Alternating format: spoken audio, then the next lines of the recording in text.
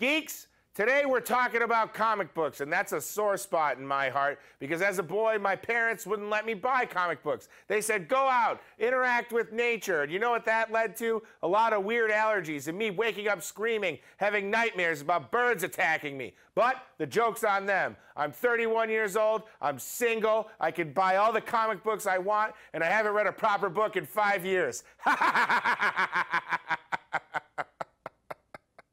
It's the Geek 360 report coming up next.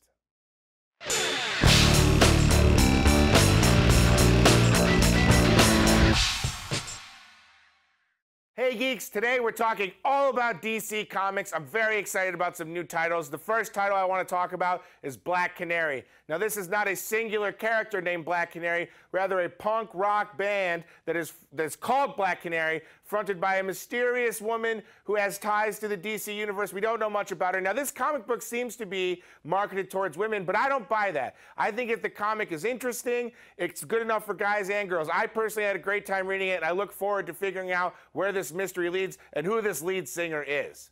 Now coming up next, my favorite DC character, Robin, is getting a lot of love from the DC universe lately. I want to focus on two titles that really excite me. The first, Grayson, which imagines Dick Grayson as a James Bond type super spy. I think a great move for Dick, as he's probably getting laid a lot more out of that unitard and in that sweet suit.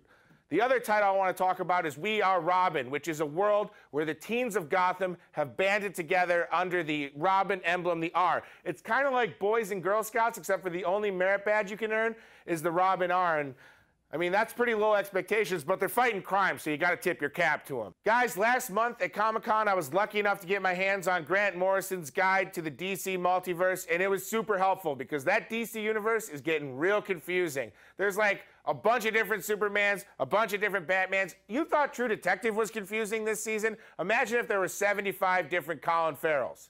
Actually, that sounds like a pretty amazing party. I'm Tommy Bechtold, and this has been the Geek 360 Report. Join us next week.